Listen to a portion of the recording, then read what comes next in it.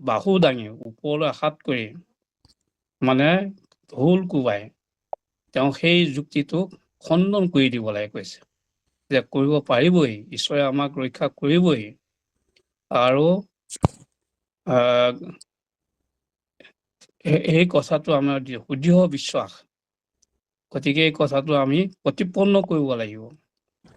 গতিকে এই ঈশ্বৰৰ নাম ললে মহাদুৰাচাৰসকলে যে তৰি যায় মানে উদ্ধাৰ হ'ব পাৰে।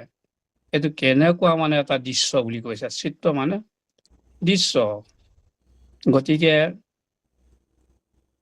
এই দুৰাচাৰসকলৰ লগতে চাণ্ডাল সকলো যদি মানে আগবাঢ়ি আহে ভক্তি কৰিবলৈ, সেই সকলো ভক্তি কৰিলে পবিত্ৰ হৈ যাব কৈছে। এই কথাখিনি চাৰি বেদে এই কথাখিনি কৈছে তত্ত্ব, মানে চাৰি বেদৰ এইটো হৈছে তত্ত্ব কথা, যিটো অৰ্জুনক গীতাত প্ৰভু ভগৱন্তই কৈছে, কৃষ্ণদেৱে কৈছে। গীতাটো হ'ল কি মানে উপনিষদৰ সাৰ। উপনিষদটো আহিলে মানে বেদান্তৰ পৰা, বেদান্ত উপনিষদ একেই। এতিয়া আমাৰ চাৰিখন বেদত যিখিনি মানে ব্ৰহ্মৰ কথা কোৱা আছিলে, ব্ৰহ্ম হ'ল নিগুণ, আৰু সেই নিগুণ ব্ৰহ্মক মানে ধ্যান কৰিলে মুক্তি পায়, এইটো উপনিষদীয় যুগত হৈছে। বেদত মানে তাৰ আগতেই ভক্তিও আছে। ভক্তিৰ মানে 3টা মাৰ্গ আছে। কৰ্ম মাৰ্গ মানে কৰ্মকাণ্ডীয়, দেৱ দেৱতা পূজা সেৱা, হোম যজ্ঞ কৰা, বলি বিধান ব্যৱস্থা, এইটো হৈছে কৰ্মকাণ্ডীয় মানে মাৰ্গ। আকৌ জ্ঞান মাৰ্গ বা জ্ঞান কাণ্ড, জ্ঞান কাণ্ড বা জ্ঞান মাৰ্গটো হ'ল কি, যিসকল মানে ঋষিমুনি আছে তেওঁলোকে এই জ্ঞান মাৰ্গী, তেওঁলোকে সংসাৰ সমস্ত এৰি ঘৰ দুৱাৰ পুত্ৰ পৰিবাৰ এৰি মানে হাবিলৈ গুচি যায়। অৰণ্যত গৈ অকল নিজৰ মানে জীৱটো মুক্তিৰ কাৰণে ঈশ্বৰক চিন্তা কৰিছে। সেইটো ব্ৰহ্মক চিন্তা কৰে, হৃদয়ত তেওঁলোকে ব্ৰহ্মক ধাৰণা কৰে আৰু চিন্তা কৰে ব্ৰহ্মক যেতিয়া সাক্ষাৎ হ'ব তেওঁলোকৰ নিজৰ মানে জীৱটো মুক্তি হয়। এই পন্থাটোতো মানে কি হয়, মানে কি স্বাৰ্থপৰৰ নিচিনা, অকল নিজৰ কথাহে ভাবে, সমাজখনৰ কথা, নিজৰ পৰিয়ালৰ কথা নাভাবে। আকৌ কৰ্মকাণ্ডত মানে হিংসা আছে, আৰু দেৱ দেৱতা পূজাৰ যোগেদি কামনা প্ৰাৰ্থনাৰ কাৰণে বলি বিধানৰ ব্যৱস্থা আছে। আৰু সেইবোৰ কিবা কাৰণত যদি পায়ো, সেইবোৰ অকল ইন্দ্ৰিয় সুখৰ কাৰণে, অনিত্য চিৰদিন নাথাকে।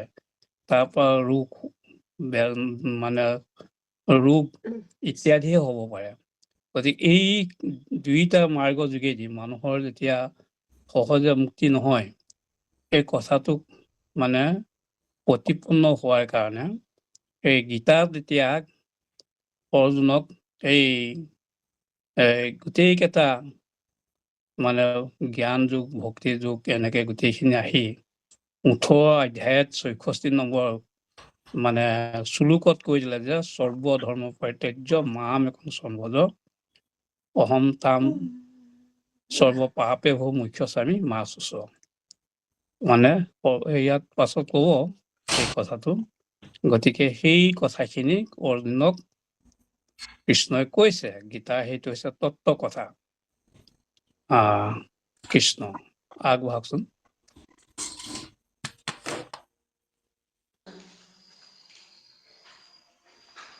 ৰামে তপ জপ পৰম সন্যাসম সাদানে, নপাৱে আমাক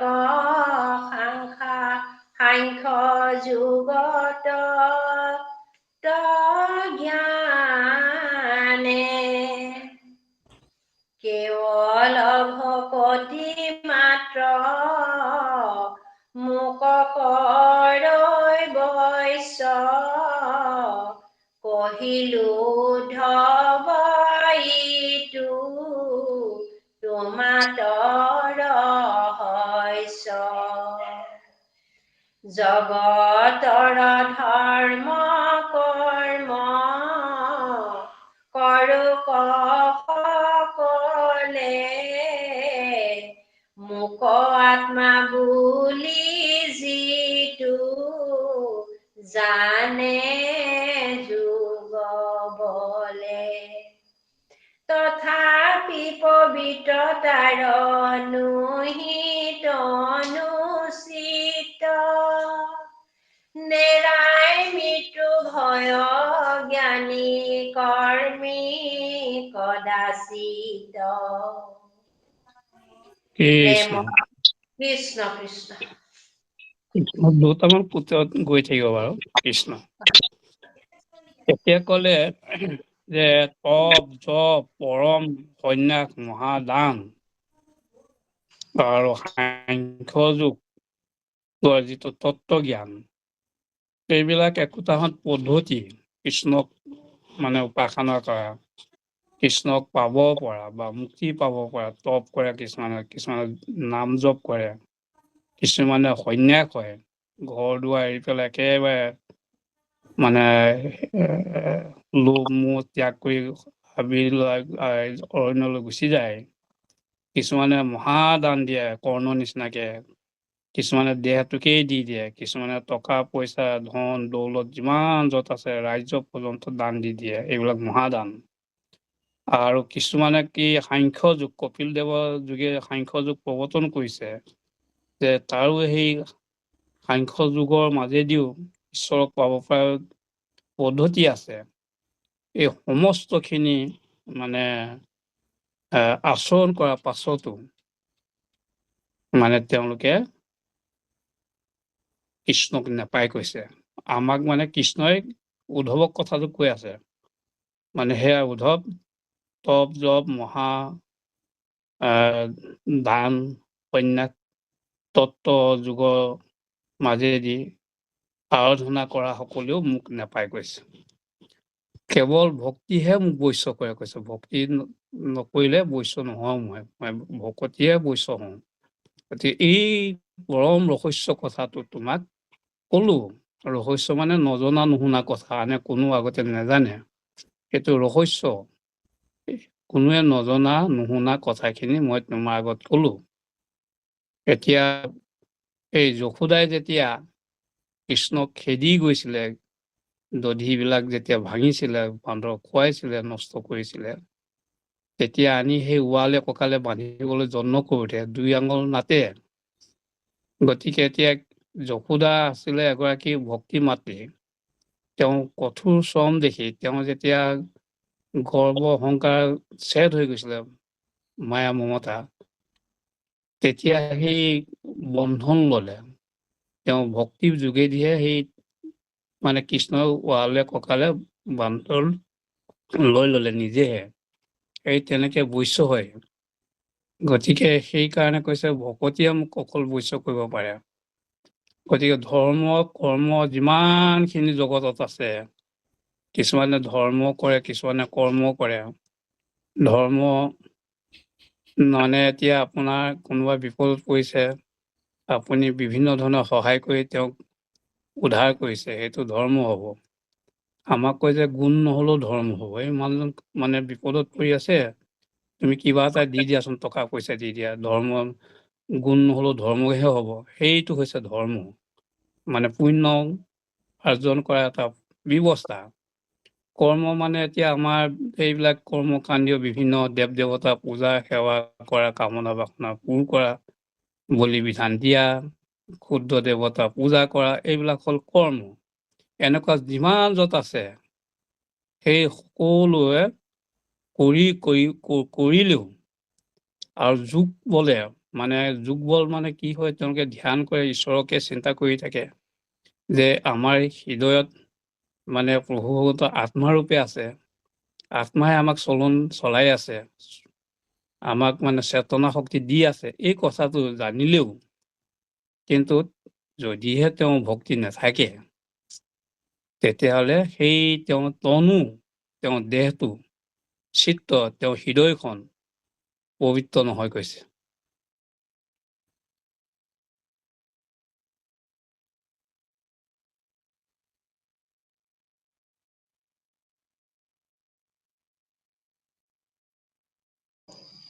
কৃষ্ণ যাওঁ বা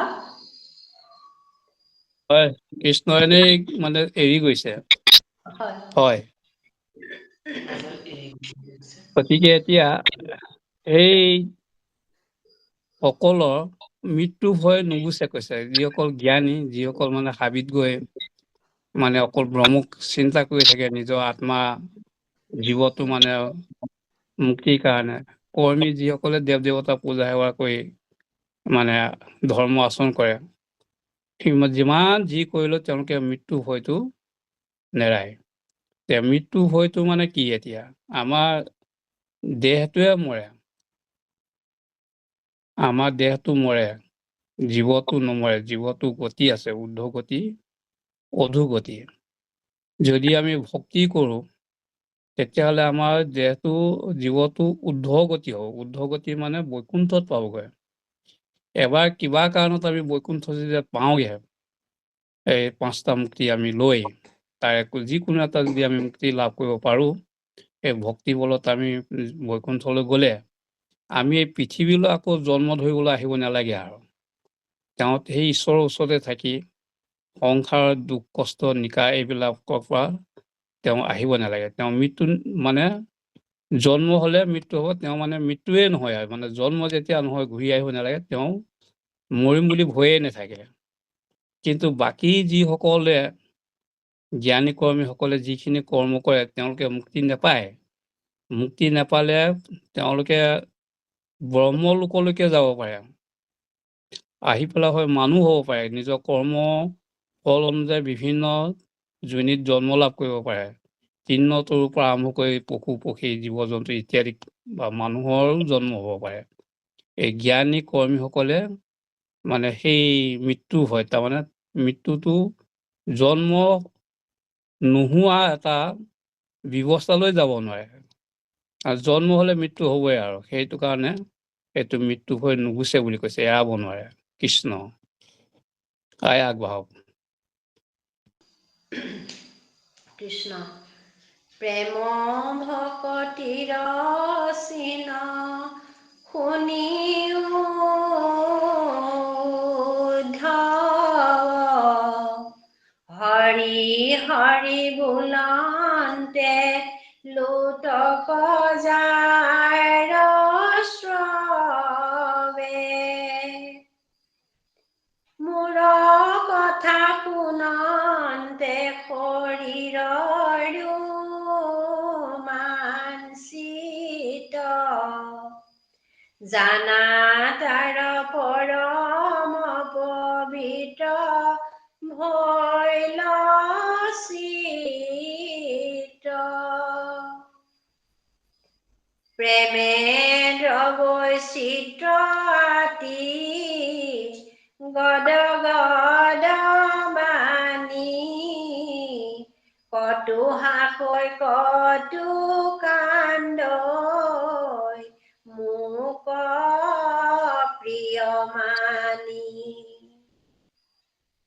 লাজ এৰি গাৱৈ গুণ নাচে আনন্দতে জগত পবিত্ৰ কৰৈ সেহিহে ভকতে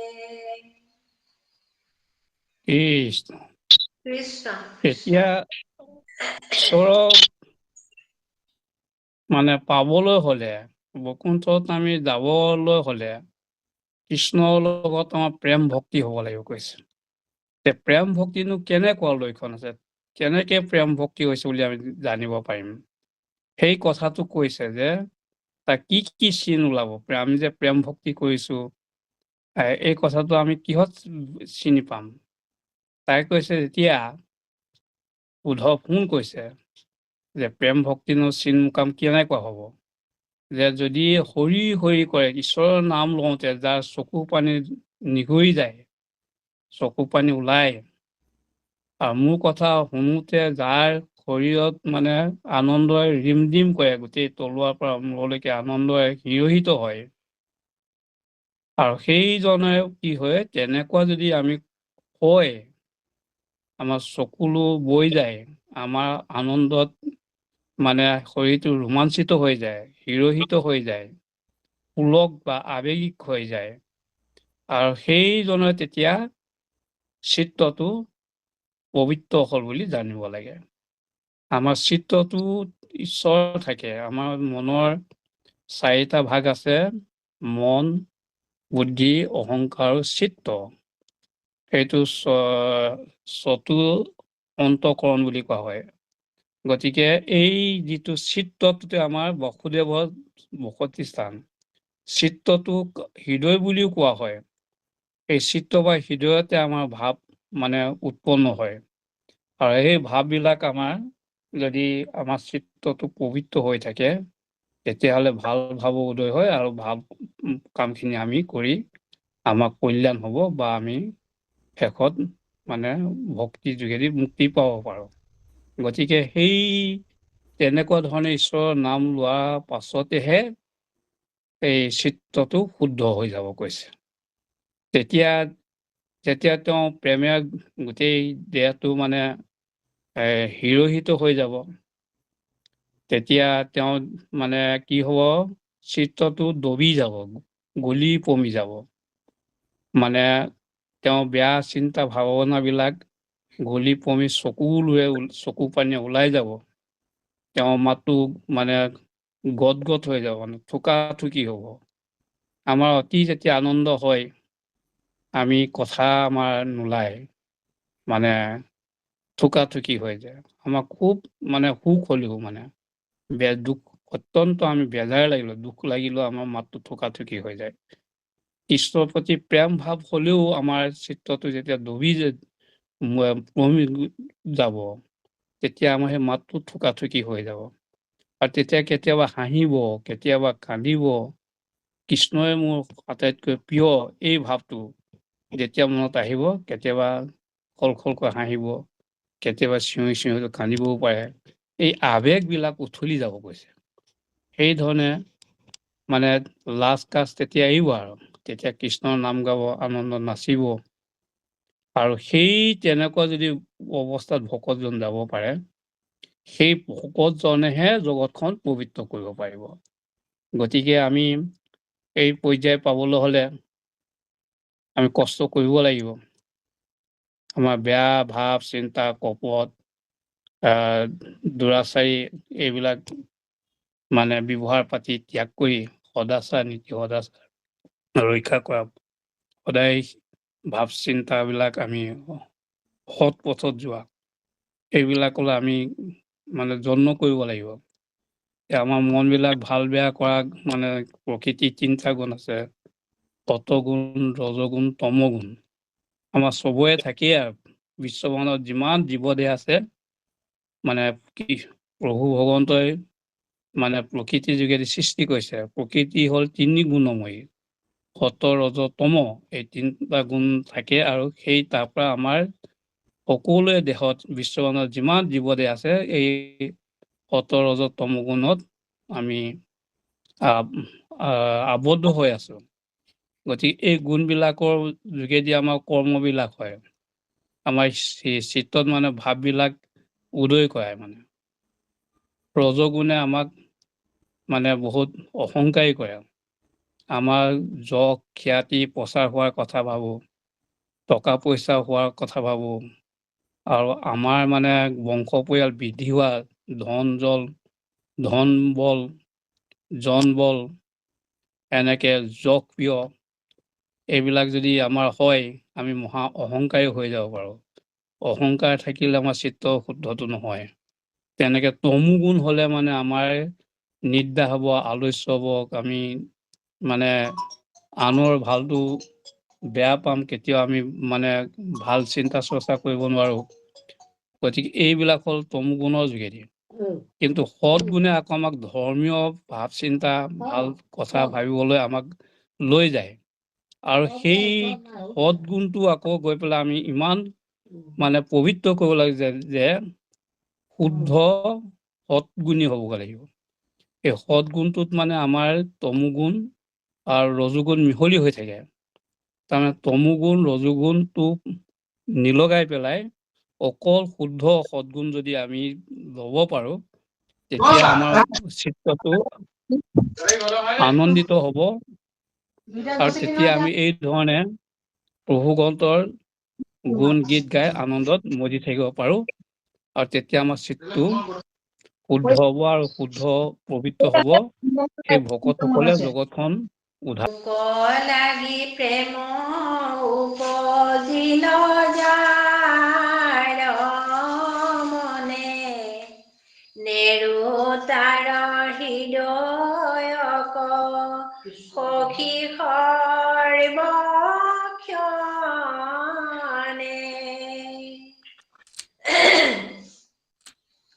বান্ধিলে আমাৰ পাৱত প্ৰেম জৰি জানা নাই উত্তম ভকত তাক সৰি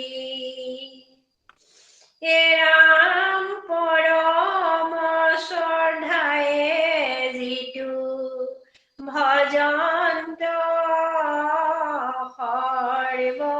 সৰ্বথা হৈবে কমুকুত সিটো ইটো কোন কথা তাৰ সঙ্গ পাইলে হৈবে জগত মুকুত নেদেখিবা সখীটো কথা